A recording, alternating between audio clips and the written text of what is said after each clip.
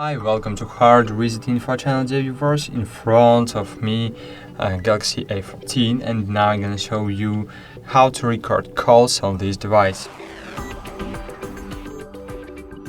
To do, just open the Play Store and find here Cube ACR application.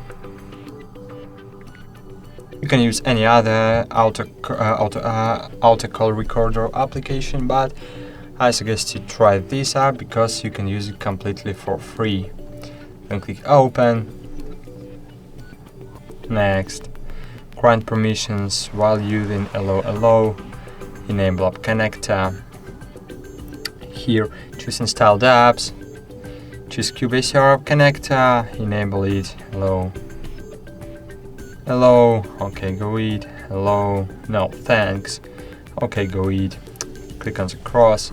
And great, and now all your calls will be automatically recorded by this application. You can find your recordings in opening this application, and here in the menu you will see all your recent recordings, and that's it. So thanks for watching. Like this video, subscribe to our channel, and bye.